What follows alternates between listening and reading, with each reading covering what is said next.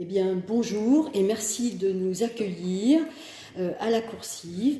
Donc, je vais déjà vous demander un petit peu votre fonction, ce que vous faites au sein de la Coursive pour Constance, qui est responsable des spectacles.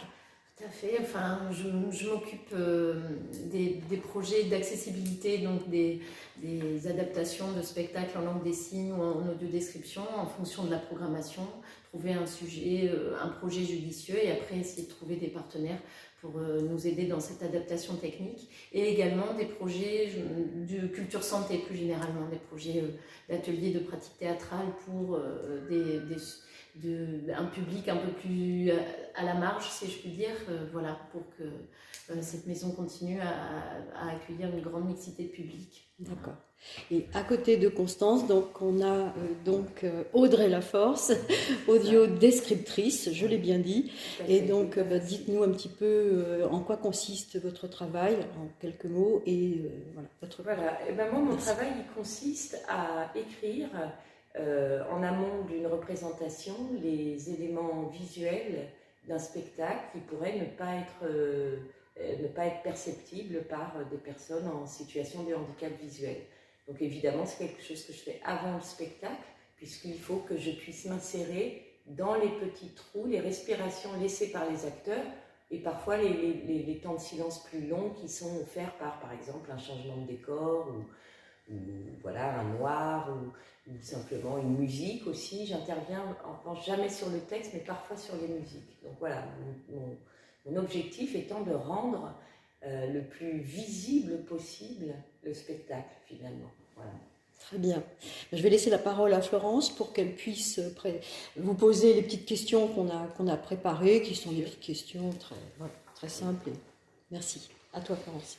Oui, donc en ce qui concerne l'audiodescription, qui fait la démarche pour proposer un spectacle justement en audiodescription? Comment ça se passe? Eh bien, il faut d'abord la programmation est choisie pour la saison et après il faut évidemment, en fonction des projets programmés, des projets spectacles, il faut essayer de trouver un prestataire, une audiodescription qui est déjà écrite ou qui a été travaillée ou qui va l'être sur un des projets que nous recevons. Et comme ça, nous pouvons inscrire dans le calendrier qu'une date, à cette date-là, le dispositif d'audiodescription accompagnera cette représentation-là. Voilà. Alors moi je vais compléter, certains théâtres donc, financent l'audiodescription, donc le choix consiste à identifier les spectacles parmi, par exemple là, en début de semaine j'étais au Théâtre des Célestins, ils présentent 41 spectacles, et sur ces 41 spectacles, il faut qu'on en choisisse 4 qu'on va proposer en audiodescription, c'est-à-dire on va l'écrire, je vais l'écrire en audiodescription. Donc là, on essaie d'identifier, d'abord de créer un équilibre dans les dates, si possible de ne pas mettre 3 spectacles le même mois pour que l'offre elle puisse comme ça s'étaler sur l'année et que ce ne soit pas trop lourd pour le public. Et puis aussi, on a des paramètres qui sont par exemple, si le spectacle est accueilli dans le théâtre, je dis n'importe quoi, le 5 mars, s'il est créé juste avant, c'est compliqué pour moi de travailler puisqu'il faut que je puisse travailler en amont sur une vidéo. Donc on fait attention aussi à ça, c'est-à-dire quels sont les spectacles qu'on a envie de proposer parce qu'il nous semble nécessiter une audiodescription et on a envie de les partager avec le public en situation de handicap visuel, mais aussi quelle est la faisabilité de cette audiodescription, sachant qu'il faut quand même un certain nombre d'heures pour l'écrire. Donc, alors ça peut se faire en 48 heures en dormant peu, mais c'est pas là qu'on fait forcément le meilleur travail. Donc on essaie quand même de s'offrir des conditions qui soient à la fois confortables et puis surtout qui permettent de faire un travail qui soit complet, intéressant et très approfondi. D'accord. Après, la difficulté, c'est peut-être de ne pas aller trop dans les détails de la description, mais en donnant quand même suffisamment. Mais en ayant le temps de le faire. Tout à fait, c'est l'éternel problème et c'est l'éternel questionnement qu'un audiodescripteur a, c'est-à-dire qu'il se dit, moi je me dis toujours, bon je suis le regard, je suis les yeux que certains n'ont pas, et qu'est-ce que mes yeux voient, mais moi en tant que voyante évidemment je suis infectée d'une certaine manière de plein d'informations et puis de choses qui paraissent soit très évidentes. Voilà, donc il faut en permanence questionner ça, cette question-là de qu'est-ce qui est important de dire. Et puis, on est obligé de faire des choix parce qu'on n'a pas un luxe de temps extraordinaire pour décrire. Parfois, quand il y a un changement de décor, on a 3 minutes. Alors là, c'est du luxe, on peut vraiment aller dans les détails. Mais, donc, moi, j'essaie de donner l'information, je hiérarchise. Et quelle est l'information si je ne la donne pas, la scène, dans 15 minutes, il y a un élément du spectacle qui ne va pas être compréhensible parce que je n'ai pas annoncé un objet ou je n'ai pas annoncé, par exemple, qu'un acteur écoute dans le noir. Par exemple, quand il y a un acteur silencieux sur scène, qu'il écoute ce qui se passe à l'insu des protagonistes, c'est évidemment très important de le dire. Parce qu'en général, si ça se passe sur scène, il y a une raison et il va y avoir une résolution à un moment donné de ça. Donc moi, je vais hiérarchiser. Et même quand je n'ai pas le temps de le dire, je vais me débrouiller pour le dire quand même, parce que ce nœud-là, il est important pour plus tard, par exemple. Donc voilà, c'est vrai que c'est un éternel problème de voilà, trier l'information et puis donner celle qui est la plus juste. Et si vous regardez 3 audiodescriptions, sur certaines, les choix ne seront pas les mêmes. Moi, je forme des étudiants à Lyon 2, en tout cas, je les sensibilise à ça. Donc souvent, on fait un travail collectif. Je les fais travailler et puis on voit comment on a formulé chacun les choses. Et on se dispute des fois. Ils disent non, ça c'est pas le plus important. Je dis ben si, moi je trouve. Bon voilà, forcément, on se dispute. Gentiment. Pas beaucoup de travail quand même. Hein. Oui, c'est temps pour mettre ça en place. Bien sûr. Tout à fait. Bien sûr. Donc là, je vais revenir sur la fréquence des spectacles qui sont proposés en audio-description, qui sont proposés à la Coursive. Là, cette année, vous proposez 3 spectacles en audio-description. Oui, et pour compléter un peu ce qu'a dit Audrey tout à l'heure, c'est vrai que sur cette question de la fréquence, en effet, le calendrier, on essaye toujours de viser justement l'idée que ce ne soit pas le même mois 2 audiodescriptions. Et puis, il y a des décisions tardives qu'on prend. Je prends l'exemple du spectacle de ce soir, donc les sorcières de Salem d'Emmanuel Marcimotta. C'est sûr qu'on l'a su tardivement que ce spectacle était audio décrit et que c'était quelque chose qu'on pouvait inclure dans la programmation et le rendre visible. On l'a fait du coup tardivement et même il n'apparaît la soirée d'audio-description n'apparaît même pas dans la brochure parce qu'elle a été imprimée pendant l'été et qu'on n'avait pas encore cette date-là. Voilà, donc ça c'est souvent la faisabilité des projets s'inscrit au cours de l'année, comme ça, en fonction des créations, en fonction de ce timing dont tu parlais. Et donc des fois, voilà, pour qu'il existe, on est un peu tributaire de cette organisation. Mais bon, mais il est symptomatique d'une organisation qui alors là, du coup, ne fait pas défaut au centre dramatique ou aux scènes nationales, mais qui fait défaut, j'allais dire, d'un point de vue national. Nous n'arrivons pas, nous ne sommes pas encore parvenus à rendre visible et à partager ces données-là. C'est-à-dire que il y a une grande entreprise qui fait des spectacles en audio-description avec Accès Culture, qui a un catalogue. Donc elle lance son catalogue un peu partout. Donc là, c'est de l'audio-description préenregistrée, alors que nous, la plupart des indépendants, on les fait en direct. Voilà. Bon, c'est une différence, après peu importe, les deux existent et c'est très bien et c'est l'essentiel, c'est que ça existe. Mais nous, en tant qu'indépendants, nous n'arrivons pas à avoir donc c'est justement qui décide. Quand il y a des gens comme Constance dans un théâtre qui cherche, qui peut consacrer aussi une partie de son temps à ça, ce qui n'est pas le cas dans tous les théâtres. Donc il peut consacrer, alors elle va chercher, elle va taper, rechercher sur internet, boum, trouver que, ah oui, tiens, ça a été fait au Célestin, appelez les Célestins vont dire, ah ben il faut appeler Audrey, voilà. Elle a le courage, le temps, et le courage, etc. Et puis la volonté surtout de faire ça, d'où effectivement parfois ça arrive tardivement, mais il vaut mieux que ça arrive tard que ça n'arrive pas, tant pis, c'est pas dans la plaquette, mais au moins on y va. Donc voilà, et alors moi après, comme je suis en lien avec Constance, évidemment, là je vais lui dire, tiens, voilà ce qu'on prévoit au Célestin l'année prochaine, voilà ce qu'on prévoit au TNP, si jamais les spectacles sont programmés, clac, on va fusionner. Si ce n'est pas le cas, on verra comment on se débrouille, on ne se reverra pas tout de suite. Enfin, bon. Mais ce que je veux dire, ça reste de l'artisanat, et ça, c'est pas normal. Quand je dis c'est pas normal, c'est que vraiment on a un boulot considérable à faire là-dessus. Moi, j'ai la volonté de le faire, je manque de temps pour le moment. On va essayer de créer des groupes de recherche à l'Université Lyon 2 pour pouvoir, avec l'aide des étudiants, avec l'aide des chercheurs qui seront avec nous, de pouvoir créer un outil, notamment une plateforme. En fait. Ce qu'il faut, c'est une plateforme nationale. Et il faut après que tout le monde joue le jeu. Après, le problème aussi, c'est la concurrence. C'est qu'il y a des audiodescripteurs dont c'est le métier exclusif. Donc eux, qu'est-ce qu'ils font? Ils défendent leur bout de pain. On ne peut pas leur en vouloir. Moi, j'ai cette chance, ce n'est pas mon métier principal. Donc si je n'audiodécris pas, je mange quand même, tous les mois. Voilà. Donc évidemment, ça fait aussi que je peux être bénévole. Bon, donc, du coup, moi, ça part vraiment d'une idée militante aussi. Donc il y a d'autres gens militants que je rencontre sur mon chemin et je suis bien contente, comme Constance et comme d'autres. Bon voilà, et donc petit à petit on va y arriver, ça prendra peut-être des années, mais on va réussir à fusionner et surtout rendre lisible. Parce qu'il faudrait qu'il y ait une banque accessible à tout le monde. Alors là, le ministère de la Culture hier m'a tendu une perche formidable de ce point de vue-là, en me disant il faut que vous soyez repérés, etc.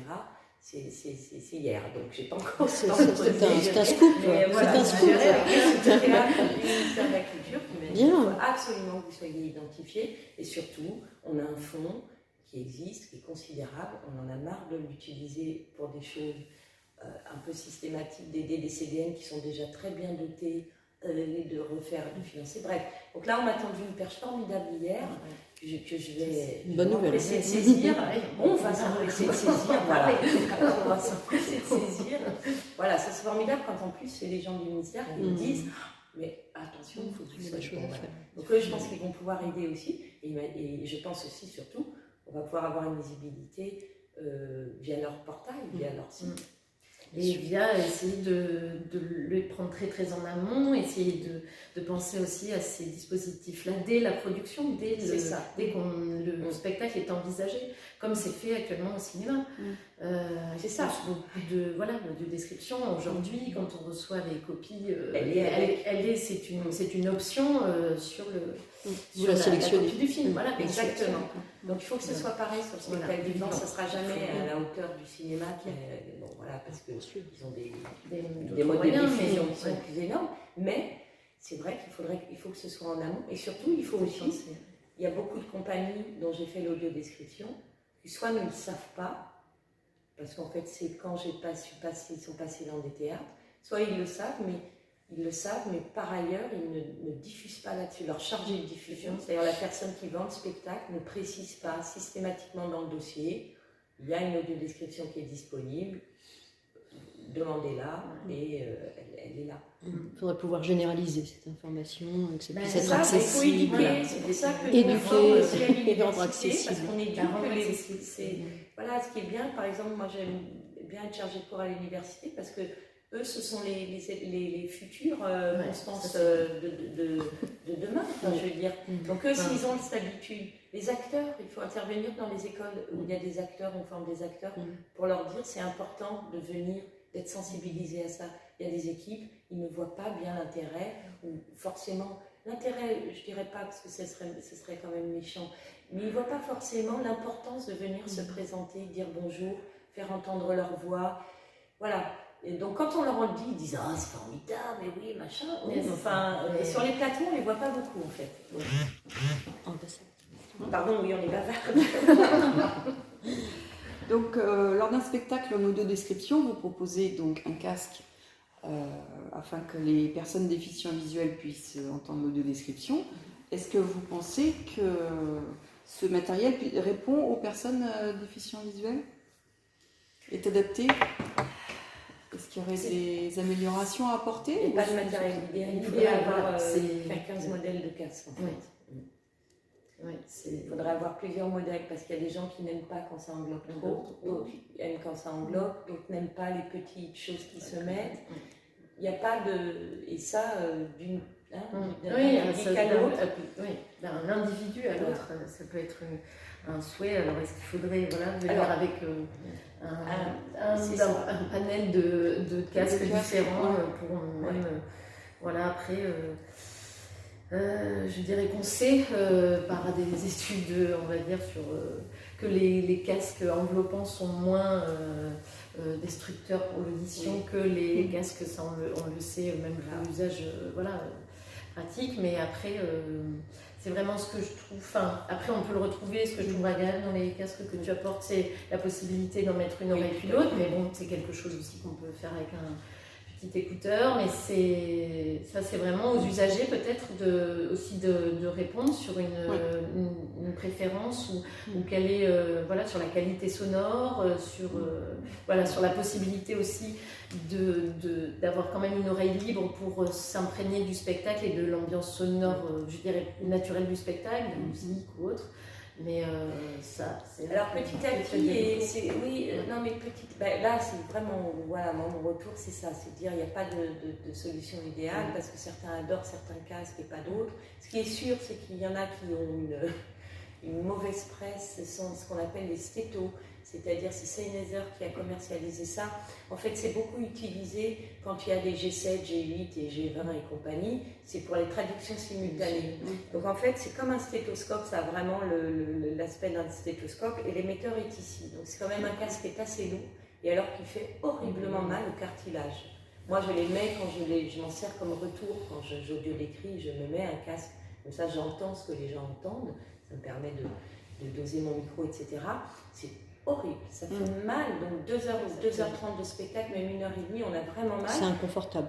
Très. Après, le nouveau système que met en place Sennheiser, il est bien parce que, et on va aller vers ça, je pense, dans les années à venir, ça permet d'être autonome avec un smartphone, c'est-à-dire un téléphone portable, bon, comme il y a aujourd'hui, maintenant il y a plus de gens qui ont les trucs à clapet là, mais bon, il ne faut pas le truc à clapet, il faut les nouvelles générations, les générations actuelles de téléphones.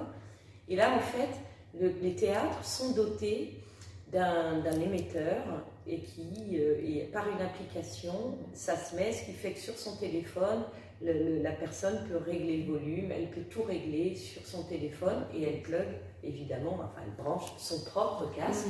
Et dans ce cas, évidemment, comme chacun, le casque qu'on aime, on prend, voilà.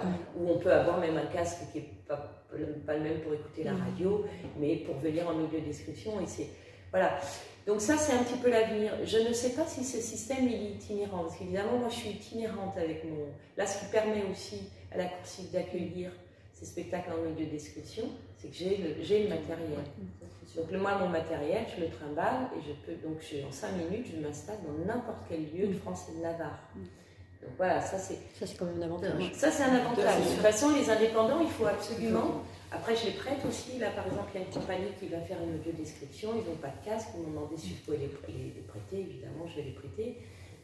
Moi, je vais profiter de ces fonds du ministère, peut-être aussi pour refaire un peu d'investissement sur du matériel. Et justement, peut-être en investissant dans d'autres casques ou en voyant aussi avec Sennheiser si ce système qu'ils ont est itinérant. Voilà. C'est ce que je ne sais pas, parce que là, ils en parlent comme vraiment équiper une salle et après on pose l'appli. Est-ce que ce système, ce boîtier peut se transformer, se transporter? C'est ça. Je ne sais pas encore, il faudrait que je les recontacte à ce sujet. Mais à ce propos, je sais que dans certains théâtres, l'achat en effet de smartphones a été fait à cet usage. On met à disposition, je sais pas, quelques smartphones au cas où les personnes n'en auraient pas, et au lieu de venir avec le dispositif des casques, c'est en plus. Mais là, pour l'instant, ce sont des salles qui ont donc acheté le dispositif et qui l'ont mis dans leur salle. Donc après, est-ce que ça, l'itinérance est possible ou pas? Et puis bon, voilà, moi je me dis aussi parfois que, en tout cas, ce qui est bien dans l'itinérance du matériel, c'est que ça n'oblige pas toutes les salles de France. Si on oblige toutes les salles à s'équiper, ça peut être formidable, c'est super, et en même temps, quand il faut faire 7-8 000 euros d'investissement, est-ce qu'il ne vaut pas mieux les mettre justement sur des écritures? Comme ça, on a un catalogue plus important. Ça, c'est les grandes questions. D'accord, merci.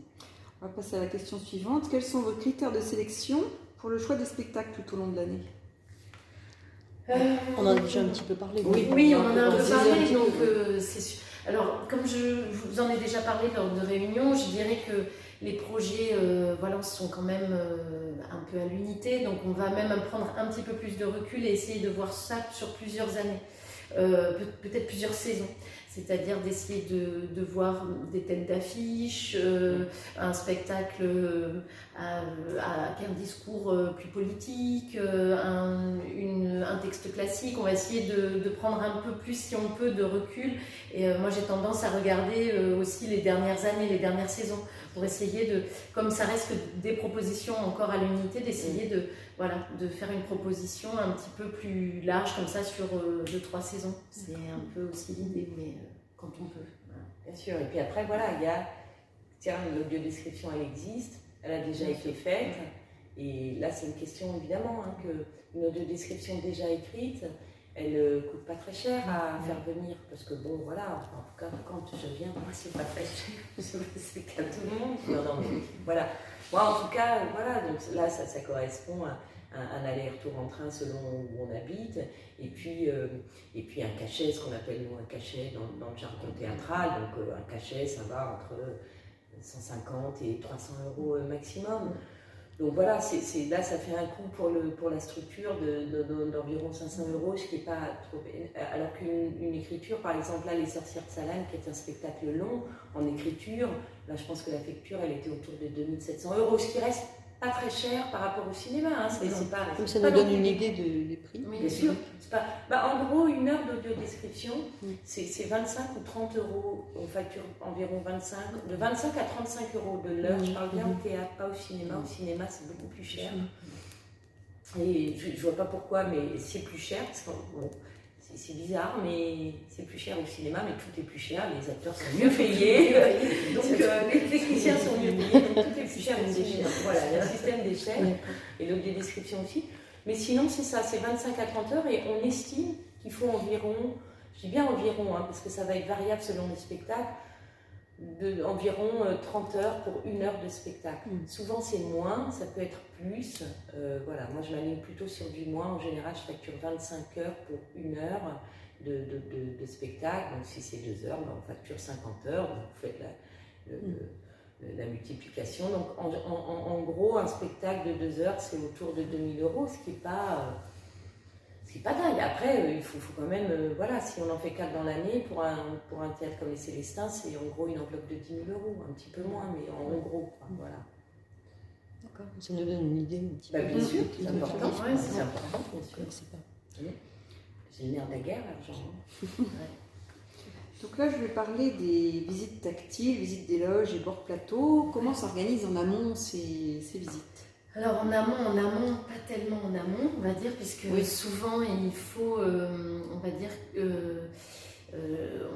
tout cas moi j'attends souvent que l'équipe artistique arrive et malheureusement ou bien heureusement souvent, il faut que voilà, cet espace-là, ce temps-là de visite tactile puisse bien s'accompagner, bien voilà, qu'on puisse être plusieurs intervenants pour que ça ait du sens et voilà, que ça ait le sens qu'il faut pour accompagner aussi l'audiodescription.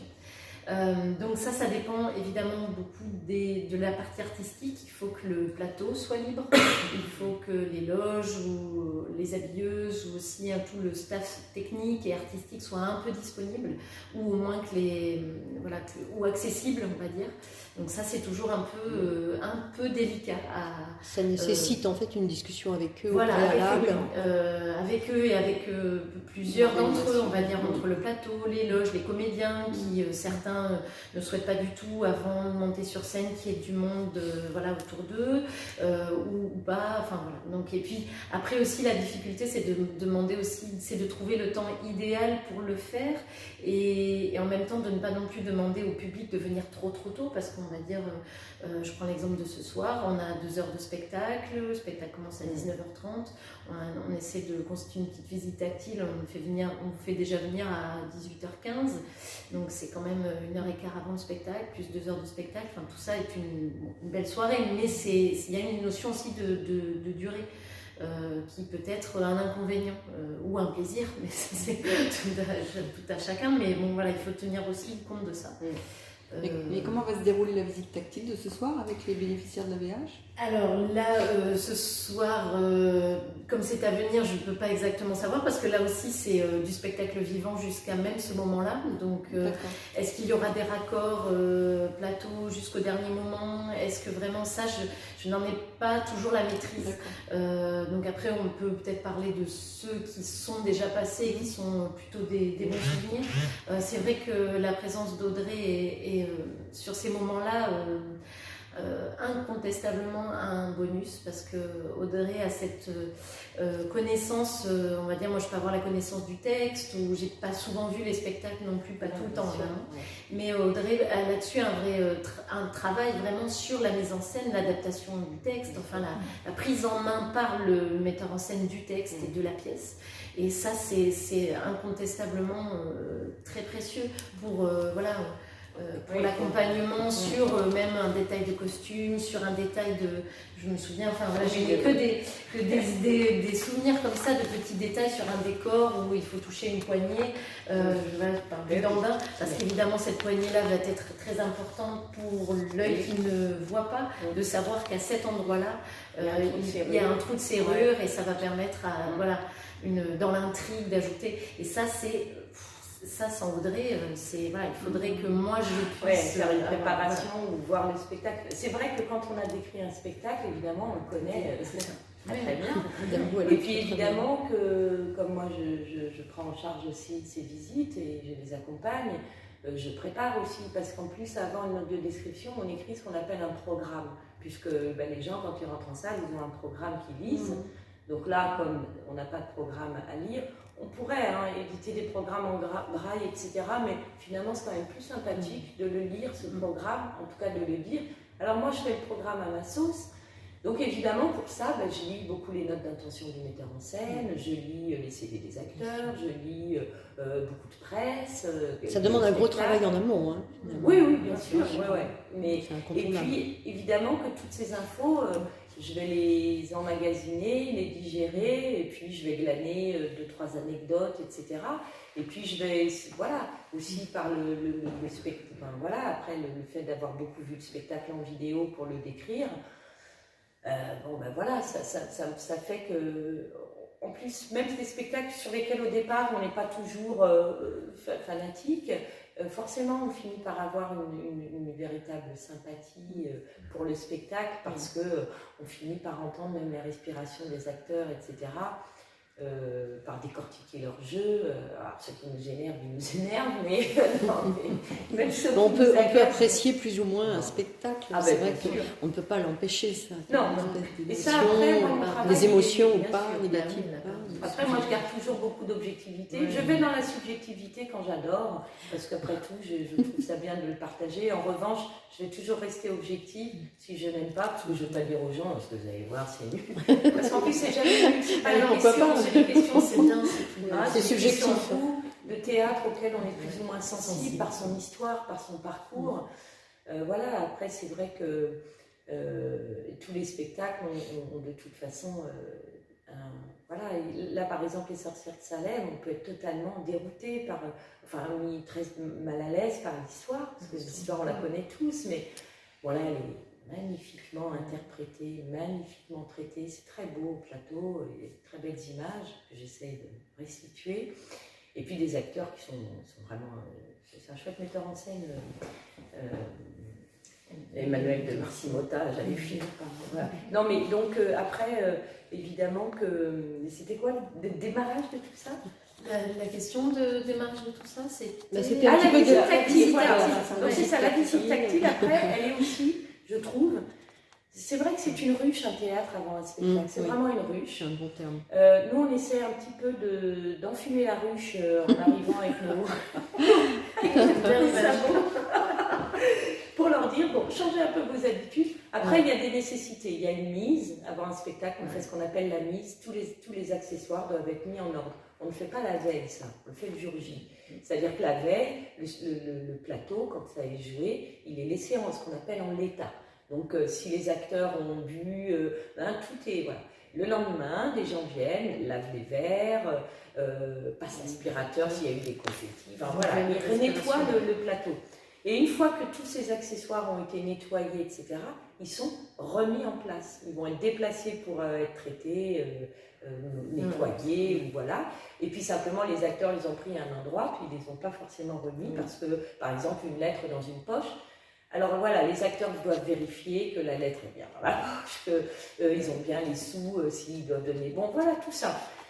C'est assez important, c'est une concentration, les acteurs. Après, il y a les acteurs qui, sur certains spectacles, comme le dernier qu'on a fait, ils sont perruqués, il n'y a qu'une fille qui met les perruques, donc certains acteurs arrivent à 4h l'après-midi. Donc ils tournent en rond après comme des lions, parce qu'ils ne peuvent pas sortir faire leur petit tour, leur petit café avec leur perruque en renaissance, ça ne peut pas. Vous voyez?